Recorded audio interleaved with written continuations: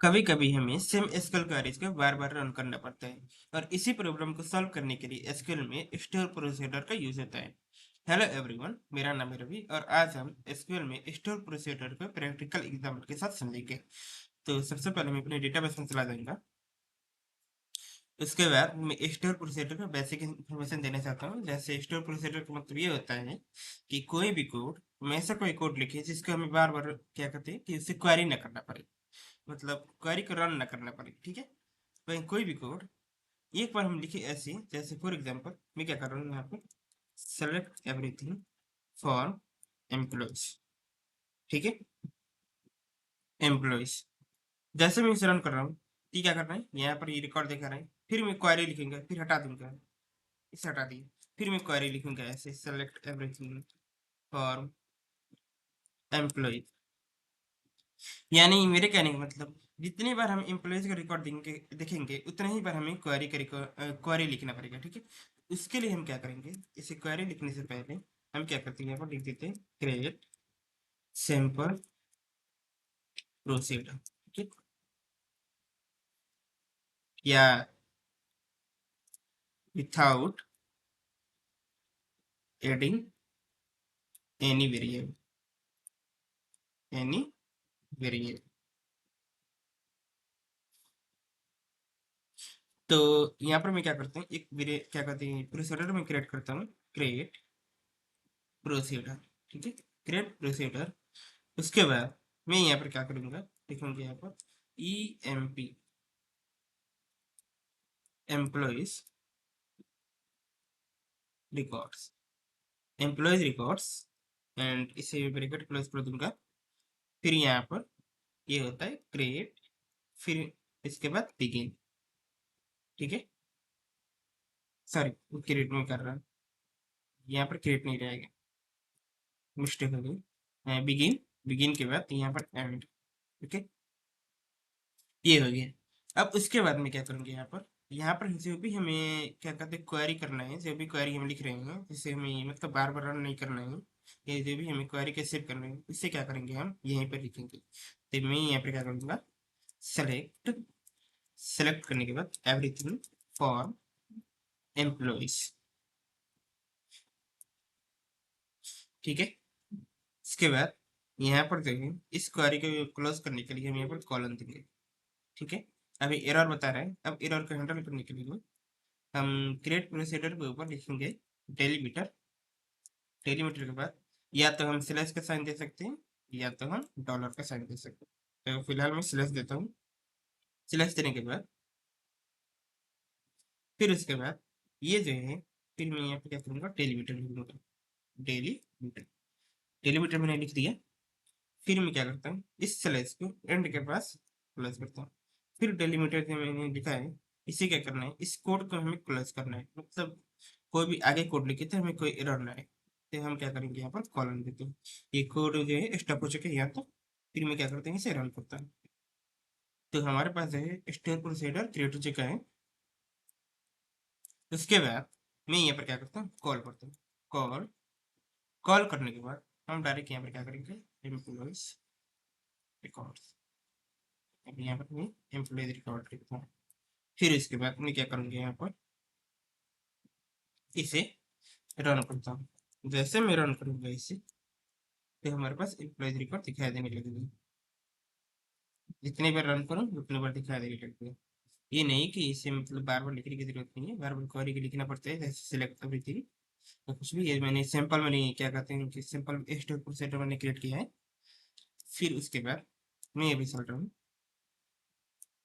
ये create store procedure heading integer dated. जैसे मेरे कहने का मतलब कि मैं कोई भी डेटा टाइप, फॉर एग्जाम्पल मैं क्या करता हूँ कि यहाँ पर देखिए, जैसे सेलेक्ट एवरीथिंग फॉर एम्प्लॉयज। ठीक है, एम्प्लॉयज। फिर यहाँ पर कंडीशन दूंगा where department department ID equal to 3। तो मुझे 3 वाले जितने भी डिपार्टमेंट 3 में काम करें उनका रिकॉर्ड दिखाएगा। अगर 2 का सर्च करूँ तो जितने भी 2 के रिकॉर्ड जितने भी डिपार्टमेंट 2 में काम करें तो रिकॉर्ड दिखाएगा।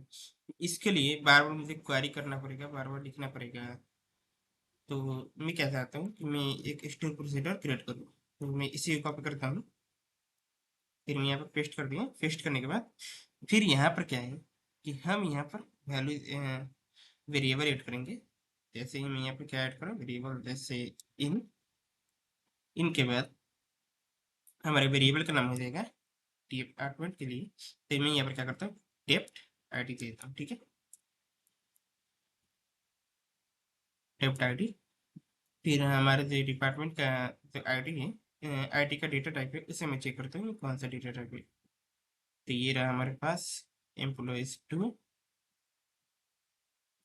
में इंटेजर डेटा टाइप है। तो मैं यहाँ पर क्या करूँगा, इंटेजर करूँगा, ENT। ओके, फिर हम यहाँ पर कंडीशन देंगे वेयर, सेम वैसे ही condition, where department ID equal to, ये जो है एम्प्लॉयज रिकॉर्ड का ये डिपार्टमेंट आईडी। तो यहाँ पर रहेगा डेप्ट आईडी। फिर इसे क्लोज करते हैं। अब मैं यहाँ पर क्या करता हूँ, find department. Okay, find department. अब मैं इसे रन करता हूँ। तो हमारा स्टोर प्रोसीजर क्या कहते हैं, क्रिएट हो चुका है। अब मैं इसे कॉल करता हूँ, कॉल फाइंड डिपार्टमेंट। ठीक है, अब मैं इसे जैसे रन करूंगा तो यहाँ पर एरर बता देगा। क्योंकि क्यों एरर बता रहे हैं, यहाँ पर क्या है ना, हमने से एक डिपार्टमेंट में ये फाइंड डिपार्टमेंट के अंदर एक वेरिएबल बनाएंगे। अब उस वेरिएबल के वैल्यू को जब तक हम ऐड नहीं करेंगे तब तक ये क्या बताएगा, एरर बताएगा। तो वेरिएबल में हमने जो भी वैल्यू बताया, सॉरी, जो भी वैल्यू हमने ऐड किया तो ये क्या है, इंटेजर में। अगर हम स्ट्रिंग में ऐड करेंगे तो ये रिकॉर्ड नहीं है, मतलब शो नहीं करेगा। फॉर एग्जाम्पल मैं जैसे यहाँ पर एम देता हूँ, 2v8 मतलब नंबर, तो एरर बता रहे हैं। ठीक है, एरर बता रहे हैं, देख सकते हैं। क्या करें, इनकरेक्ट इंटेजर वैल्यू। हमें क्या करना है, फॉर एग्जाम्पल मैं यहाँ पर 3 ऐड करता हूँ। एक नोट, एरर क्या बता रहे, अननो कॉलम डिपार्टमेंट आईडी। ओ, अब समझ आया कि क्या मिस्टेक हो गया। अभी के लिए इसे मैं स्टॉप कर रहा हूँ, क्योंकि मैंने यहाँ पर मिस्टेक क्या बता रहा है कि अननो कॉलम, मैंने यहाँ पर डबल पी दे दिया है, इसलिए एरर बता रहे। तो अभी के लिए मैं यहाँ पर कमेंट करता हूँ, ड्रॉप स्टोर प्रोसीडर। ठीक है, store procedure, drop store procedure. तो अभी मैं नहीं बताएंगे कैसे ड्रॉप किया जाता है, फिलहाल मैं शॉर्टकट में ड्रॉप कर रहा हूँ इसे। एक होता है कोड से। तो मैं क्या करूँगा अभी, ये फाइंड डिपार्टमेंट को मैं यहाँ से ड्रॉप कर रहा हूँ। ड्रॉप हो चुका है। तो यहाँ पर मैं क्या करता हूँ, ये डिपार्टमेंट आईडी है, डिपार्टमेंट में से ये वाला एक भी हटा देता हूँ। फिर मैं इसे क्रिएट करता हूँ। अब क्रिएट हो चुका है। अब मैं इसे कॉल करता हूँ, कॉल फाइंड डिपार्टमेंट। एंड यहाँ पर मैं क्या दूंगा, नंबर दूंगा 3। तो यहाँ पर देख सकते हैं जो भी डिपार्टमेंट 3 में काम करें तो ये आ रहे हैं। 2 ऐड करूंगा तो 2 वाला रिकॉर्ड दिखाएगा। 1 ऐड करूंगा तो 1 का रिकॉर्ड दिखाएगा। जैसे ये 5 ऐड करूँ तो 5 का रिकॉर्ड दिखाएगा। 5 नहीं है, 6, 6 का देखता हूँ तो 6 का रिकॉर्ड दिखा रहे हैं, लेकिन 5 नहीं है। 1 है, 2 है, 3 है, 4 है एंड 6। 7 देखता हूँ तो 7 का भी नहीं है। तो अभी मैं 3 ऐड कर रहा हूँ तो ये हमारे पास 3 का रिकॉर्ड दिखा रहे हैं। अब मैं क्या चाहता हूँ कि हमने क्या किया था, स्टोर प्रोसीजर क्रिएट किया, क्रिएट करने के बाद वहाँ पर इंटेजर डेटा टाइप ऐड किया। ठीक है, लेकिन अब मैं क्या चाहता हूँ कि यहाँ पर create create procedure, adding string single variable string data type, ठीक है। यानी मेरे कहने का मतलब यहाँ पर एक ही वेरिएबल ऐड हो, जैसे वर्ड है तो इसे सिंगल वेरिएबल ऐड हो, ना कि मल्टीपल वेरिएबल। तो यहाँ पर मैं इसी को कॉपी कर लेता हूँ। कॉपी करने के बाद यहाँ पर पेस्ट करूँगा। पेस्ट करने के बाद मैं चाहता हूँ कि कोई भी जेंडर में सर्च करूँ, जैसे मेल का सर्च करूँ तो मेल दिखाए, फीमेल का सर्च करूँ तो फीमेल दिखाए। तो यहाँ पर मैं क्या करता हूँ, find gender, gender, okay. Gender के बाद इन, इन के बाद मैं यहाँ पर पी जेंडर देता हूँ, पी जेंडर। फिर जेंडर का डेटा टाइप क्या है, तो उसके लिए हम क्या करेंगे, एम्प्लॉयज में जाएंगे। फिर उसके बाद आपको दिख रहा होगा ये जेंडर। तो जेंडर के बाद ये डेटा टाइप है, वो क्या है, इनम है। इनम के लिए मैं यहाँ पर क्या करूँगा, इनम दूंगा। इनम के बाद मैं यहाँ पर ऐड करूँगा मेल एंड सेकंड है हमारा female, okay, male and female. अब यहाँ पर क्या करूँगा, कंडीशन ये दूंगा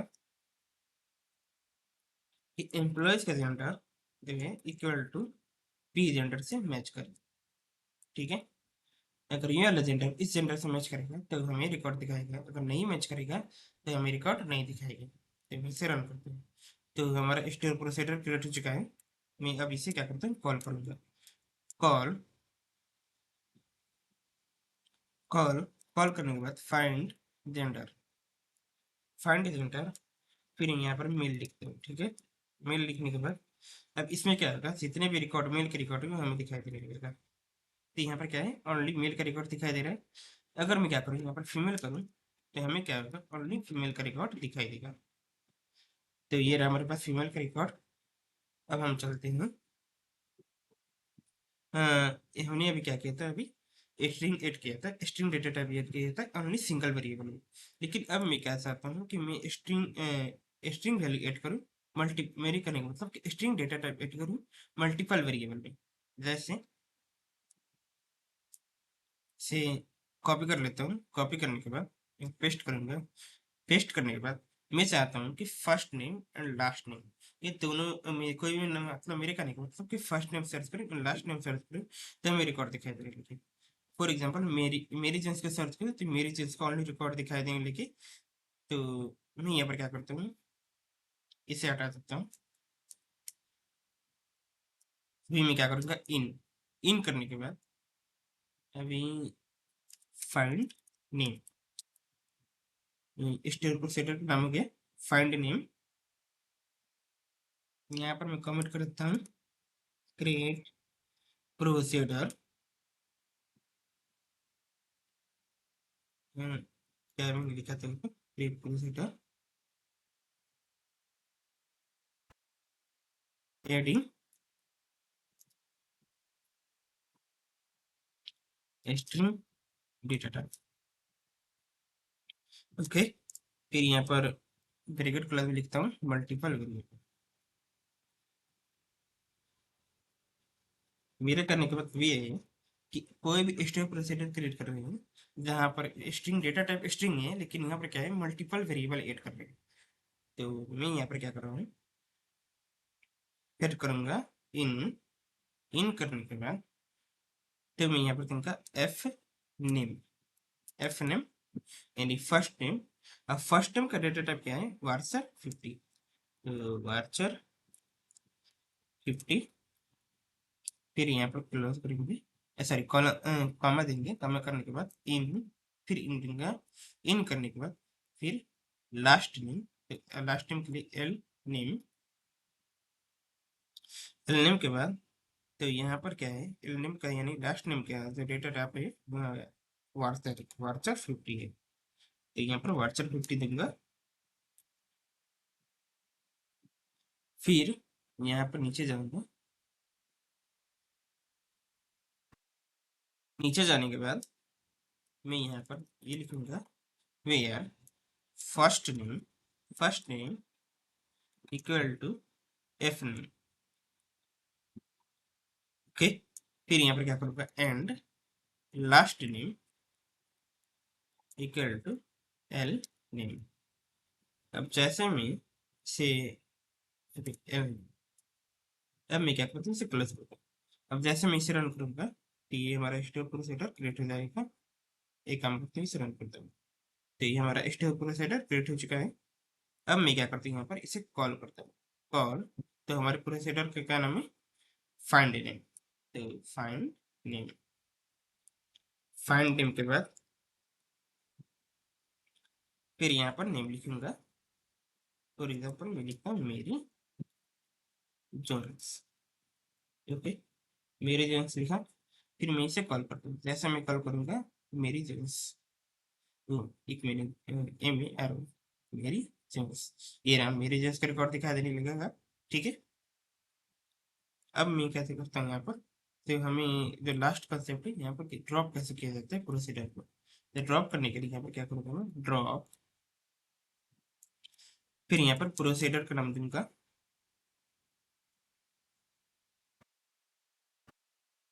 अभी इसे मैं क्लोज करूँगा, drop proceed, drop procedure, drop procedure के बाद मैं यहाँ पर प्रोसीडर का नाम लिखूंगा। तो जैसे हमारे प्रोसीडर का नाम है एम्प्लॉयज रिकॉर्ड, हमें इस रिकॉर्ड मतलब इस प्रोसीडर को मैं क्या करना चाहता हूँ, डिलीट करना चाहता हूँ, एम्प्लॉयज रिकॉर्ड्स। तो हमारा प्रोसीडर ये देख सकते हैं डिलीट हो चुका है।